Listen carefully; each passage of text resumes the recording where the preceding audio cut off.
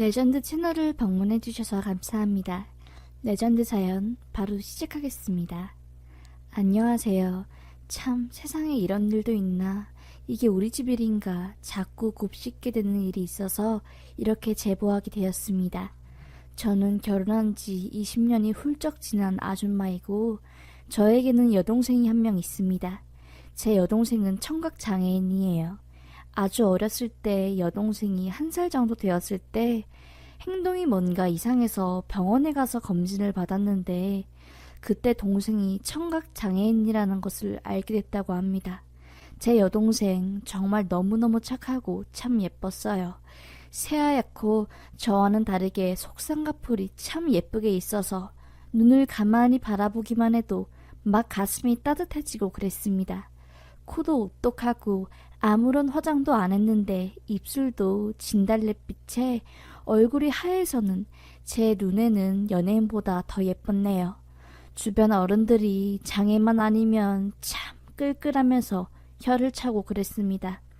그래도 제 동생은 본인이 장애를 가졌다는 것에 낙심하지 않고 굉장히 공부도 열심히 하고 남들보다 노력도 수십 배로 열심히 해서 대학교까지 졸업했습니다. 그리고 나서 본인과 같은 청각장애를 가진 남자와 5년 열애 끝에 결혼을 하게 되었고요. 그리고 기적처럼 아들을 낳게 되었는데 지석이가 2살 되었을 때 동생과 제부가 타고 온 차가 트럭을 받고 전복되어서 그때 여동생이랑 제부가 죽었습니다.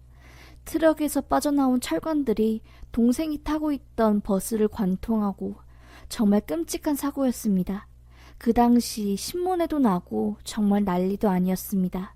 말도 안 되게 지석이만 살았고요.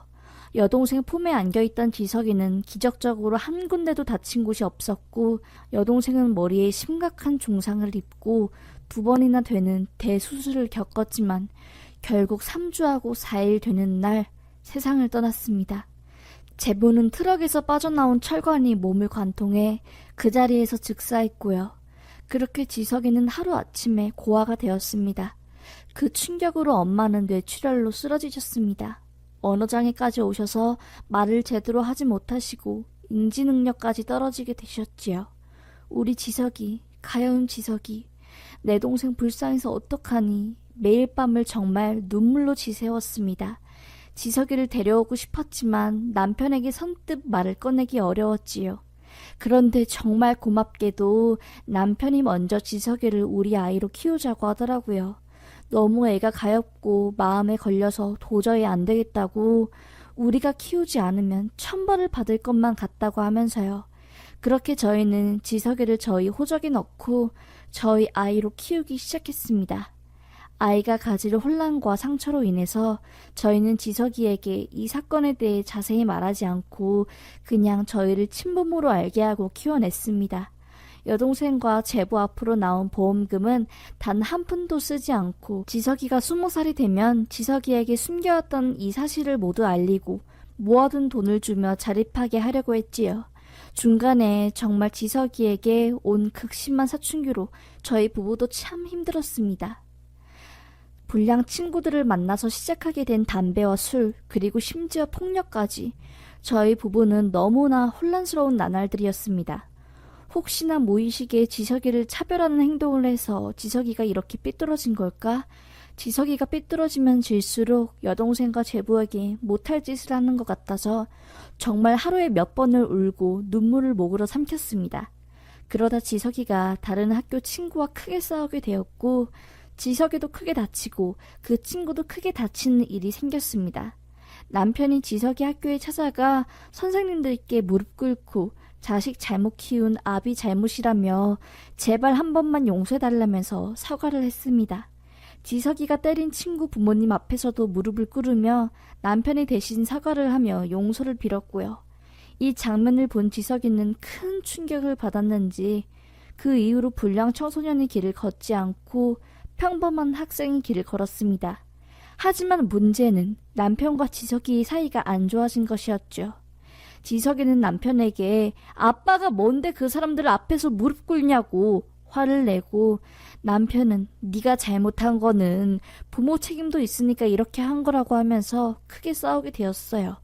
바락바락 대들며 울분을 토하는 지석이에게 남편이 참다 못해 손을 올리게 되고 그날부터 지석이와 남편의 사이는 극도로 나빠졌습니다. 나중에 남편이 지석이에게 본인이 잘못했다고 사과를 했지만 한참 예민한 사춘기 때 지석이는 남편을 완전 무시하고 사과를 받지 않은 것으로 본인이 화를 표출했지요. 남편은 그 이후부터 죄책감이 심해지고 입에 대지도 않은 술을 마시며 본인을 자책했습니다. 내 아이가 아니라서 행동 하나하나 조심하고 오히려 친자식보다 더 신경 쓰고 잘해줬다고 생각했는데 이렇게 이 모든 게 물거품이 되고 지석이가 삐뚤어진 게 본인 탓인 것 같다며 정말 하루가 멀다 하게 자책하고 힘들어했고요. 그래도 다행인 건 지석이가 정신을 차려 고등학교에 올라가서 열심히 공부도 하고 나쁜 행동을 하는 친구들과 어울리지 않았다는 것입니다. 지석이는 수시로 본인이 가고 싶어 했던 기계공학과가 있는 좋은 대학교에 합격까지 하고 대학 생활을 했지요. 시간이 흐를수록 남편과 지석이의 사이는 서먹해지고 결국 정말 지석이가 대학생이 된 그 세월 동안 한마디도 안 할 정도로 사이가 악화되었습니다. 원래는 지석이가 20살이 되면 여동생과 제보의 일에 대해 말을 하며 모아두었던 돈을 주려고 했지만 사이가 안 좋아져 타이밍을 놓쳐 지석이가 22살이 되던 순간까지도 말하지 못했지요. 지석이는 대학 진학 때문에 서울로 상경하고 방학 때만 집에 잠깐 내려왔다가 그마저도 대외 활동으로 집에 일주일도 안 있고 다시 서울로 올라갔으니까요. 그러다 남편이 갑자기 호흡 곤란으로 팍 쓰러져 병원에 가게 된 일이 생겼습니다. 응급실에 가서 온갖 검사를 받은 뒤 나온 병명은 신장병. 그것도 상태가 꽤 심각하게 진행된 상태였습니다. 평소에 남편이 부쩍 피곤함과 무기력함 그리고 얼굴이 점점 검어지길래 뭔가 심상치 않음을 느끼고 다다음 달 종합검진을 예약했었지만 너무 때가 늦어섰죠. 검진을 받기 전 쓰러졌으니까요. 이미 증상을 느낀 후에는 너무 늦은 상황이었죠. 호흡 곤란이 온 것도 요독 증상에 인한 합병증이었고 심낭에 물이 차면서 심부전으로 진행된 상황이었다고 합니다. 이미 말기에 가까운 상태라서 급하게 투석을 하기로 결정을 하였지만 신경장애와 요독증이 합병증이 나타난 상태여서 투석을 받는 것도 힘들게 되었습니다. 그렇게 남편의 상태는 정말 하루가 멀다 하고 나빠졌고 정말 눈 밑과 얼굴 피부색이 보기만 해도 눈물이 왈칵 쏟아질 정도로 까매졌어요. 금방이라도 제 곁을 떠날 것 같았습니다. 저희 신장이라도 이식해주고 싶어서 검사를 받아봤지만 돌아오는 건 조건 불일치, 안 된다는 답변이었고 입원한 지 한 달도 안 되어 얼굴살이 속 패여서 광대뼈가 다 보일 정도였고요. 그 와중에 남편은 지석이 생각, 온통 지석이 생각이었습니다. 본인이 이렇게 떠나면 지석이한테 너무 미안해서 하늘 맺힐 것 같다고 하면서요. 더 늦기 전에 본인이 지석이에게 손찌검했던 것을 다시 한번 사과하고 본인 입으로 지석이에게 통장과 그간 지켜왔던 비밀들을 말하고 정리하고 싶다고 하더라고요. 그렇게 저는 자취방에서 대외 활동을 하고 있는 지석이에게 연락을 해 아빠 이야기를 하며 본가에 내려오라고 했습니다. 갑작스러운 아빠의 제안에 부담스러웠는지 지석이는 됐다고 어색하다고 할 말 없다면서 만날 것을 연신 거부했고요. 결국 지석이에게 아빠가 쓰러져 입원했고 남은 날이 얼마 안 남을 수 있다는 사실을 말했습니다. 지석이는 황급하게 집으로 내려왔고 병원으로 향했지요. 깜짝 놀라 손을 벌벌 떨며 남편의 이름이 써져 있는 병실을 들어간 지석이는 정말 다른 사람처럼 변해버린 남편의 모습을 보자마자 눈물을 흘리며 대성통곡을 했네요. 하루아침에 아빠가 병실에 누워 정말 미라 같은 모습을 하고 있는데 어떤 자식이 놀라지 않겠나요? 자기가 신장 이식해준다고 아빠 미안하다면서 정말 숨 넘어갈 듯이 경기하며 오는 아들을 간신히 달래고 남편이 이야기를 꺼냈습니다. 저희 부부가 23년 동안 숨겨왔던 그 이야기를요. 지석이의 출생의 비밀과 함께 남편은 말했지요. 많이 놀랐지? 우리도 참 많이 고민했단다. 어렸을 때 이 사실을 말하면 삐뚤어질까 걱정되어 숨겼지만 지금 생각해보니 오히려 이렇게 긴 시간 동안 이 이야기를 숨겨서 너가 받을 충격을 생각하지 못한 것 같구나. 하지만 지석아, 나는 자부할 수 있어. 널 키우면서 한순간도 최선을 다하지 않은 적이 없다. 나는 널 정말 친자식 그 이상으로 생각했고 하늘에서 보고 있을 너희 부모님에게 부끄럽지 않게 보이기 위해 최선을 다했어. 그래도 참 내가 많이 부족했지. 중학교 때 홧김에 올려버린 송지검으로 너에게 상처를 줘서 정말 미안하다. 정말 미안해, 정말. 이라는 말과 함께 남편은 모아뒀던 보험금 통장을 지석이에게 전달해 주었습니다. 지석이는 꺼이꺼이 울면서 왜 죽을 사람처럼 말씀하시냐고 내가 신장이식 해줄 거라고 소리치며 울다가 실신했어요. 진정주사와 수액을 맞고 한참 뒤 깨어나서 저에게 계속 아빠에게 너무 죄송하다고 신장이식 꼭 해줄 거라면서 애를 쓰고 기를 썼어요. 남편은 신장이식 받아봤자 길면 5년 사는데 애한테 짐 지우려고 말한 거 아니다라면서 절대 반대를 했고, 아들은 간이고 쓸개고 다 빼줄 거다. 아빠가 없는 삶은 나에게 의미가 없다고 하면서 고집을 피웠고요. 아들의 의지가 워낙 강했고 단식 투쟁을 하면서까지 고집을 피워 결국 검사를 받았습니다. 혈액형이 달랐지만 혈액형이 달라도 신장 이식을 할 수 있다는 의료진의 말에 아들은 자취방을 정리하고 집에 내려와 신장 이식할 준비를 했습니다.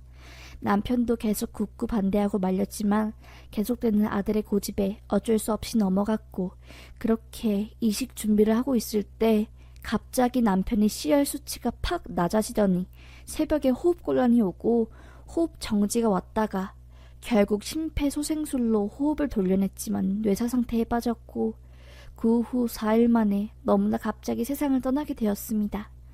차마 마음의 준비를 할 시간조차 없었고, 지석이는 본인 때문에 이렇게 된 거라며 본인이 좀만 더 일찍 알고 준비했다면 이런 일이 없을 거라며 자책을 했습니다. 그렇게 저와 지석이는 패닉에 빠졌다가 정신을 차리고 남편이 물건을 준비하다가 남편이 쓴 유서 비슷한 형식의 편지를 발견하게 되었습니다. 그동안 나의 아내를 해줘서 고맙다.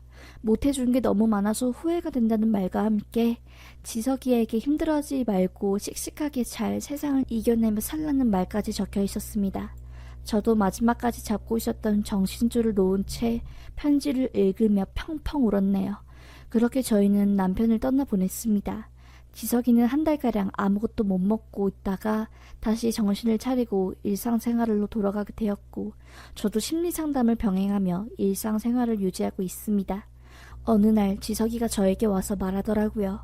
키워주셔서 너무나 감사하다고, 존경한다고, 이 모든 사실을 알게 되어도 엄마는 나의 영원한 엄마라고, 나는 복받은 사람이라고, 엄마가 2명이고 아빠도 2명이니까 나는 2배로 행복하니까 2배만큼 남들한테 사랑을 베풀면서 살 거라고 하더라고요.